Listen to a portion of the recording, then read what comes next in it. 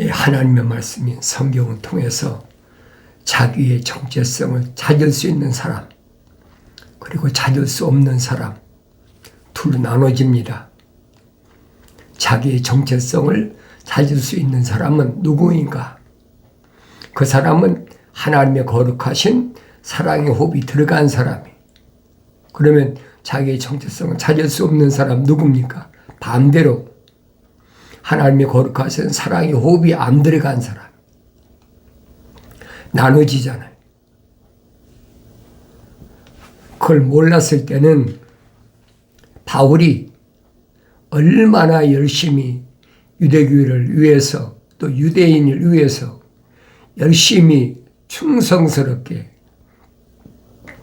살인까지 저질러 가면서 나중엔 막 자기가 악행이라고 그랬지만은 그런 일을 저질러 가면서도 하나도 자기의 양심의 가책이라는 걸 느끼지 못했어요.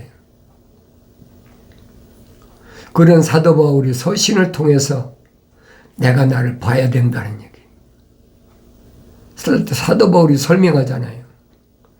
성경에 기록된 것은 다른 사람을 보라고 한 것이 아니라 나에게 본보기로 거울로 보여주신 것이다. 그럼 내가 나를 볼 수 있어야 될 거 아닙니까? 그러면 누구처럼? 사도 바울처럼 눈에서 비늘 같은 것이 떨어져야 된다는 거예요. 눈에 보여야 되죠. 안 보이는데 어떻게 삼층천에 가서 하늘의 신비를 맛보고 옵니까? 이론이 아니에요, 여러분. 이론적이야 얼마든지 할 수 있죠. 그냥 이론이 아니잖아요. 삼층천에 가서 셋째 하늘이라 하잖아요. 첫째 하늘, 둘째 하늘, 셋째 하늘. 그게 어디입니까? 창조주 하나님의 아버지가 계신 하나님의 보좌가 있는 곳이에요. 그곳에 가서 천국의 신비를 맛봤다. 바울이 고백하고 있잖아요. 증언하고 있다는 거예요. 천국의 신비를 맛봤다. 그러니까 다른 말로 표현하면 천국은 신비한 곳이다. 사도 바울만 설명한 게 아니잖아요. 누가 얘기를 했습니까? 하나님의 아들이 설명하잖아요. 선택한 사도들과 제자들에게 설명해 줄 때 뭐라고 얘기합니까? 천국의 신비들이 그랬잖아요. 천국은 신령한 비밀이다. 그 신비들이, 신령한 비밀이 너희에게는 알도록 허락되었으나 그랬잖아요. 하나님의 아들이 선택한 사도들에게는 알도록 허락되었다. 그러면 하나님의 아들이 선택한 사도들이 누군가? 내가 눈여겨봐야 되잖아요. 누구길래 사도들에게만 천국의 신비를 알도록 허락하셨나? 그 나머지는 천국의 신비를 알도록 허락지 않으셨다는 거예요. 그러니까 하나님의 아들이 천국의 신비를 일방적으로 선포할 수가 없다는 거죠. 하나님의 아버지께서 허락받아야 된다. 그럼 하나님 아버지께서 누구에게만 허락하셨느냐 이 말이에요. 내가 그걸 알아야 될 거 아닙니까? 그래야만이 내가 나의 정체성을 올바로 볼 수 있다. 그 말씀이잖아요. 그런데 내가 나의 정체성을 올바로 볼 수 없다면 나는 천국의 신비를 알 수 없다는 거죠. 근데 사도 바울은 분명히 셋째 하늘에 올라갔다. 고백하잖아요. 셋째 하늘이 어떤 곳인가? 선자들을 통해서 그 셋째 하늘이 어디라고 그랬어요? 하나님의 보좌가 있는 곳이다. 하나님 보좌가 있는 곳. 거긴 천사들이 못 가는 곳이에요. 하나님의 아들만 가는 곳이죠. 성경이 얼마나 정확히 설명합니까? 지금은 내가 세상에서 천사들의 도움을 받고 그들이 협력을 받지만은 끝로 천사들이 하고 싶어 합니까? 하나님의 아버지께서 그들에게 명령하신 건데. 그러니까 하나님의 아들이 사도들에게 뭐라고 설명합니까? 하늘에 12군단의 천사가 날 위해 준비된 거 아직 못하느냐? 여러분, 천사가 12군단이라면 생각을 해봐요. 얼마나 어마무시한가. 이까지 피조물이 12군단만 해도 뭐 얼마나 많은지. 근데 요한계시록 가면 천사가 밝히잖아요. 천사의 그 숫자는 피조물과 사람과 똑같다는 거예요. 그러니까 천사의 척도는 사람의 척도와 똑같다. 하나님께서 요한계시록에 기록되어 놨잖아요. 하나님의 거룩한 뜻에 따라서 천년 왕국이 이 땅에 세워지는데 그 천년 왕국의 사이즈가 크기가 얼마나냐. 그 요한계시록에 기록해 놨어요. 그러니까 천사가 밝힌 척도하고 사람이 사용하는 척도하고 똑같다는 거예요. 왜? 같은 피조물이니까. 그러니까 하늘에 있는 저택의 규격도 요한계시록에 기록되어 있잖아요. 성경에 빠진 것이 없어요. 누구만 하나님의 거룩하신 생명호흡이 들어간 사람, 거룩하신 생명호흡이 들어간 사람이 책망받고 돌이켰을 때 완성된 사람, 그 사람에게만 천국의 신비를 알게 하신다는 거예요.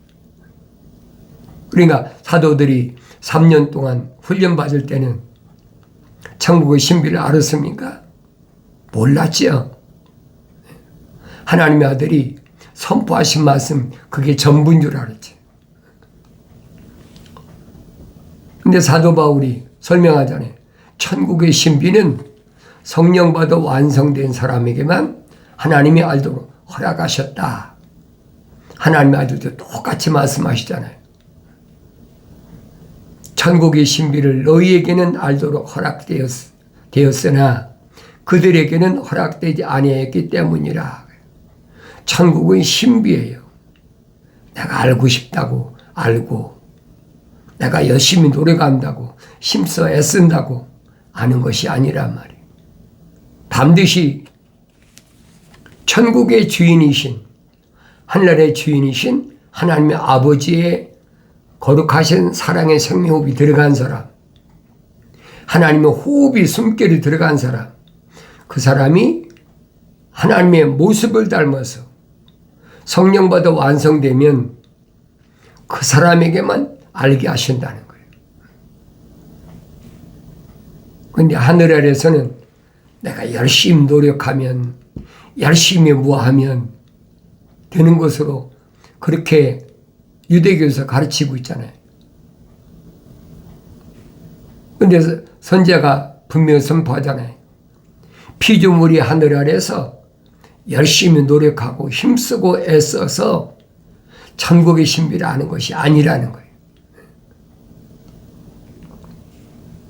반드시 하나님의 거룩한 영이 오셔야만이 천국의 신비를 알 수 있다. 사도 바울도 똑같은 얘기를 하잖아요. 하나님의 아들도 똑같은 말씀을 하시고. 그러니까 늘 여러분에게 말씀드리는 게 창세기 1장부터 요한계시록 22장까지는 한 권의 책으로 되어 있다. 복잡한 게 아니에요. 한 권의 책으로 되어 있는데 그 하나님이 아버지께서 창세기 1장에 창조의 계획하신 큰 그림에는 반드시 주인공이 있어야 되는데 그 주인공이 누구냐? 하나님의 아들이라는 얘기. 그리고 우리가 2000년 전에 유대인으로 오신 하나님의 아들 예수 그리스도만 생각하고 있잖아요. 그런데 사도 바울이 설명하잖아요. 예수 십자가 보혈로 제사함 받고 성령 받은 사람, 성령으로 인침받은 사람은 말입니다. 하나님을 향하여 아바, 아버지라고 부른다. 아무나 되는 것이 아니지요. 반드시 예수 십자가 보혈로 제사함 받은 사람이어야 돼. 사도 바울의 설명이 그거다. 그리도 예수 안에는 생명의 성령의 법이 있다. 그리도 예수 안에만 생명의 성령의 법이 있어. 그래서 그 생명의 성령의 법이 나를 죄와 사망의 법에서 해방시켰다. 자유하다는 거예요. 못해서 세상에서 자유하다는 얘기. 하나님의 아들도 말씀하시죠. 진리를 알지니 진리가 너희를 자유케 하리라. 그러면 사도 바울이 설명한 그리스도 예수 안에 있는 생명의 성령의 법은 뭘까? 내가 알아야 되잖아요. 여러분에게 누차 내가 말씀드리잖아요. 또 번복하고 또 번복하고. 왜? 여러분들이 어디가 앉아도 탁 튀어나와야 돼. 성장하면 탁 튀어나와야 돼. 일반적으로 예수 믿으면 구원받고 예수 믿으면 자유함을 얻는다. 이론적으로만 아는 거예요. 이론적으로. 그게 무슨 말인지도 모르고 남들이 하니까 따라서 흉내내는 거지. 그러니까 사도 바울은 정확히 말했잖아요. 그리스도 예수 안에는 생명의 성령의 법이 있다. 그러면 생명의 성령의 법은 뭘까? 다른 게 아니잖아요. 하나님의 거룩하신 사랑의 생명법이 들어간 사람은 예수 십자가 보혈로 제사함 받아서 그 다음엔 뭐예요? 모습을 담는다. 성령 받아서 완성된다. 그게 성령의 법이에요.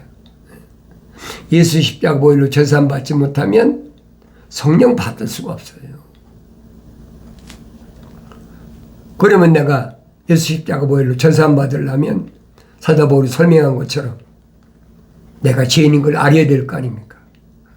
죄인인 걸 모르는데 예수 십자가 보혈이 왜 필요합니까? 내가 죄인인 걸 알아야 되지. 그러니까 내가 죄인인 걸 알려면 무엇이 와야 돼? 율법이 와야 돼. 계명의 하위법인 율법이 와야 사도 바울이 설명한 것처럼 죄가 살아났다. 그전이야 내가 죄가 어디 있어요? 내 나름대로 그래도 하늘 아래서 윤리와 도덕적으로 산다고 살았는데 사기치고 도둑질하고 간음하고 그런 게 얼마나 많이 있어요. 사람마다 다 다르지만은 그러나 율법이 내게 오고 나면 벗어날 길이 없어. 계명이 본법, 상위법이라면 율법은 하위법이에요. 그러니까 여러분들이 출애굽기를 잘 읽어보시라고. 출애굽기, 레위기, 민수기를 잘 읽어보시면 606가지 법이 뭘 말씀하고 있나. 거기서 벗어날 길이 없어요. 마치 거미가 곤충을 잡아먹으려고 공간에다가 거미줄 쳐놓잖아요. 그건 아무리 작은 목이라도 날개 달린 건 다 걸려. 마치 율법이 그렇다 이 말이에요. 여러분 600일세까지 생각해 보세요. 내가 출애굽기, 레위기, 민수기 읽어보면 알 거 아닙니까? 또 광야에서 태어나서 성장한 2세들 그들에게 가르친 율법이 신명기란 말이에요. 읽어보면 잘 알 거 아니에요. 거기서 내가 어떻게 빠져나가나? 절대 못 빠져나가요. 빠져나갈 수가 없어요.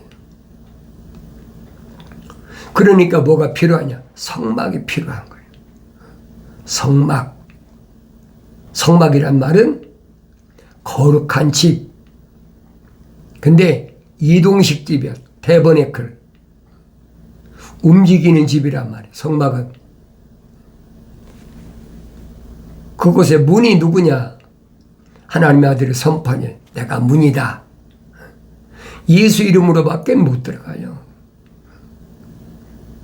그럼 예수 이름으로 성막에 들어가면 성막에 들어갈 수 있는 사람 누굽니까? 제사장밖에 못 들어가잖아요. 유대인들이 아무리 부자고 똑똑하고 잘났어도 성막에 못 들어가요. 그러니까 성막에 들어갈 수 있는 사람은 제사장만 들어간다. 그래서 사도 베드로가 말하잖아요. 거룩한 제사장이 되라. 내가 제사장 되고 싶다고 됩니까?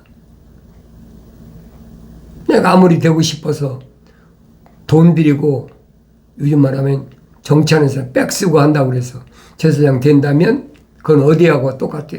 북이스라엘 똑같이. 여로보암이 10지파를 떼주니까 북이스라엘이 가서 예루살렘으로 남유다에 있는 예루살렘에 하나님의 성전에 못 오게 딱 금을 그어놓고 그리고 그리심산에다가 에발산에다가 산당을 져놓고 제사장은 자기가 마음대로 뭐 돈 주고 팔기도 하고 자기 말 잘 들을 수 있는 사람 제사장을 앉히기도 하고 그런 사람 중에 하나가 아마시아란 말이에요. 여로보암이 그런 악행을 저지를 때 하나님의 천사가 누구에게 나타났어요? 아모스에게 나타났잖아요. 아모스는 많이 배운 사람이 아니에요. 그 사람은 뽕나무를 키우는 평범한 일꾼이야. 농사꾼이란 말이에요. 아모스 읽어보세요. 내 말인가? 그러면 아모스 선지에 대해서 자세히 설명하고 있잖아요. 내가 하고 싶어 한 얘기가 아닙니다. 천사가 명하는데 어떻게 안 합니까? 북이스라엘 망한다. 망한다고 그러니까 여로보암 왕한테 아마시아가 다 고했잖아요.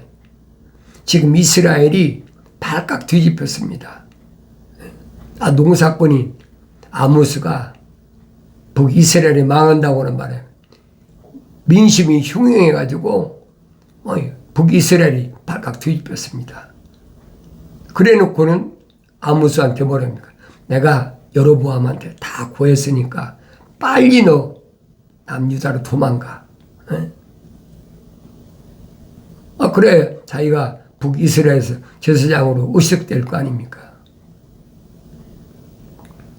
그러면 아모스 선지자가 선포한 예언대로 북이스라엘이 보세요. 아스루에게 침공당해서 무슨 일 당했나 보시라. 선자들이 그냥 선포한 게 아니에요. 하나님의 창조의 계획 속에서 이루어진 일을 내가 보아야 된다는 거예요. 하나님의 아버지 창조의 계획은 끝난 것이 아니에요. 지금도 진행 중이다. 그걸 깨달아야 될 거 아닙니까? 지금도 진행 중인 하나님의 아버지 창조의 첫째 날, 둘째 날, 셋째 날, 넷째 날, 다섯째 날, 여섯째 날. 여섯째 날 끝에 와 있단 말이에요. 여섯째 날이 끝나면 뭐가 옵니까? 일곱째 날이 오잖아요. 일곱째 날 유대인들은 안식일이다. 그러잖아요. 그래서 사도 바울이 뭐랍니까? 저 안식에 들어갈 자. 저 안식에 들어갈 자. 내가 들어가고 싶어 들어갑니까? 아무나 못 들어가지. 반드시 제사장이 돼야 들어간다. 성경은 그 말씀 해주고 있어요. 그러니까 사도 베드로가 제사장이 되기 위해서는 어떠해야 되느냐 자세히 설명해 주고 있잖아요. 뭐라고 베드로가 설명합니까? 베드로가 설명한 그 말씀을 잘 봐야 돼요.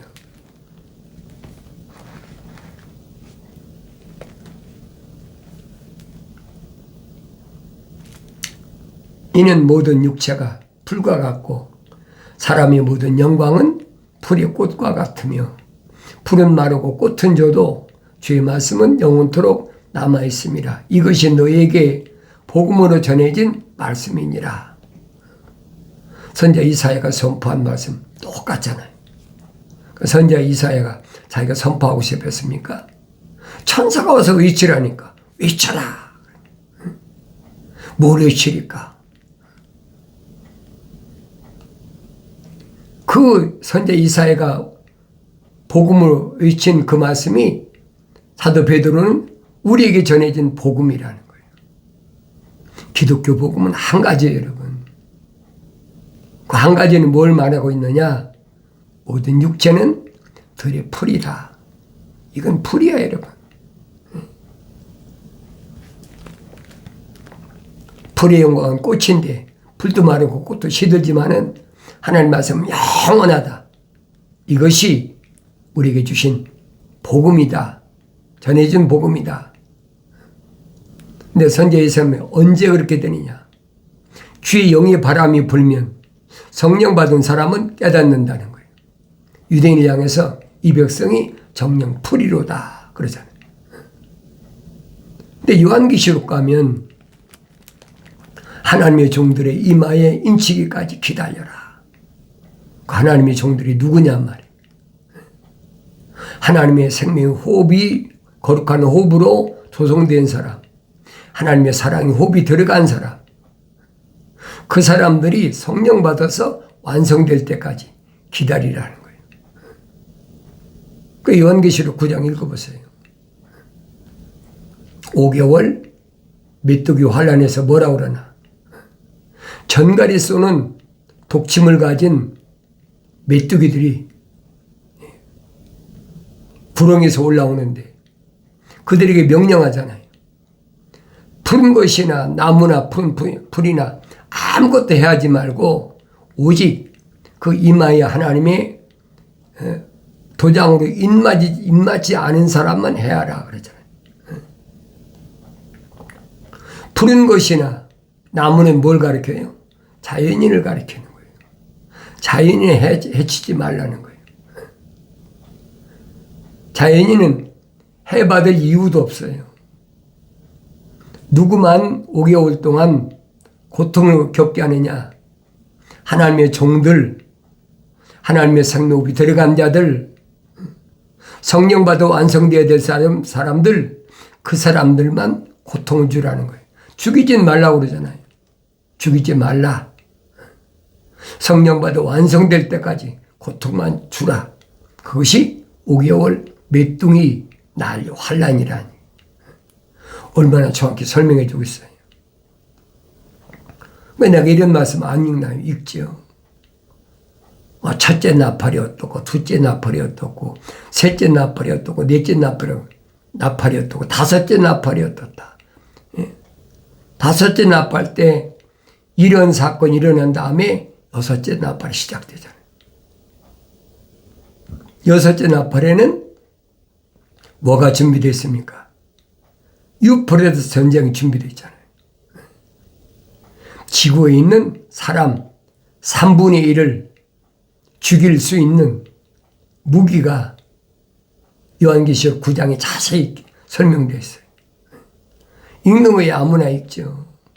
그러나 깨닫는 것은 성령 받은 사람만 깨닫는다. 기억하셔야 돼요. 그래서 유프레데스 전쟁을 통해서 지구 인구의 3분의 1이 죽는다. 늘 말씀드리잖아요. 지구의 인구가 그 유프레데스 전쟁이 일어날 때까지 지금 85억이 넘었다고 그러니까 90억이라면 30억이 죽어. 얼마나 끔찍할까 상상을 해보세요. 그건 아무것도 당연한 거예요. 왜? 성경이 예언됐으니까 하나님은 계획해 놓으신 거니까 그걸 피할 수가 없어요. 그리고 마지막 나팔, 7째 마지막 나팔 불 때에 무슨 일이 벌어집니까? 사도 바울이 설명하잖아요. 마지막 나팔이 불려지면 무덤에 있는 자가 먼저 부활한다. 무덤에 있는 자가 다 부활합니까? 아니잖아요. 성령 받아 완성된 사람만 부활한다는 거예요. 그때까지 살아있는 사람은 순식간에 눈 깜짝할 사이에 내 몸에서 물과 피가 다 쏟아진다는 거예요. 내 몸에서 물과 피가 쏟아지면 뭐만 남아요? 뼈만 항상이 남잖아요. 뼈만 항상. 그러니까 에스겔 선지한테 에스겔 골짜기에 마른 뼈들이 어떻게 맞춰지는지 보여주고 있잖아요. 이런 내용을 성령 받은 사람은 깨닫게 되니까 두려움이 없는 거예요. 그같이 전쟁이 일어나든 무슨 홍수 재해가 일어나든 토네이도가 오든 사람들이 그러잖아요. 3차 전쟁이 일어난다. 핵전쟁이 일어난다. 일어나면 어떡할 건데. 안 일어나면 어떡하고 일어나면 어떡할 거예요. 네? 어차피 흙은 흙으로 돌아갈 건데. 결론은 요한계시록 20장 기록되다. 누구든지 생명책에 그 이름이 기록되지 않은 사람은 다 불못에 던지어지더라. 보이지잖아요. 영원한 불못에 던지어져. 그게 예정된 하나님의 거룩한 계획이란 말이에요. 그럼 내가 보여야 될 거 아닙니까? 그까지 하늘 아래서 무슨 안식일 지키고 주의를 지키고 불교는 초하루 또 보름날 또 절에 가고 별짓 다 하잖아요. 상관없어요. 하나님이 거룩하신 사랑의 생명호흡이 안 들어간 사람이 하늘 아래서 뭘 하든 나하고 무슨 상관이 있어요. 그러나 중요한 것은 내가 누구냐는 거예요. 이런 가운데서 살고 있는 내가 누구냐. 언제든지 하나님 말씀 읽으면 나의 정체성을 찾아야 된다. 늘 말씀드린 게 그거예요. 얼마나 많은 사람이 기독교 복음 전도자 훈련은 유튜브, 페이스북 콘텐츠 와서 말씀을 듣느냐. 그게 문제가 아니란 말이에요. 누구든지 책망받았으면 빨리 돌이켜서 약속하신 성령 받아서 완성돼야 돼. 금방 완성된다고 해결되는 게 아니잖아요. 갓난 아기들로서 순수한 말씀의 젖을 먹고 성장해야 돼. 그래서 하나님의 아들이 뭐라고 말씀하십니까? 마지막 때 아이 뵌 자와 젖먹인 자가 화가 있다. 이런 말씀을 내가 올바로 기억하고 지금 책망받고 돌이켜서 약속하신 성령 받는 복된 역사가 이루어지길 바랍니다.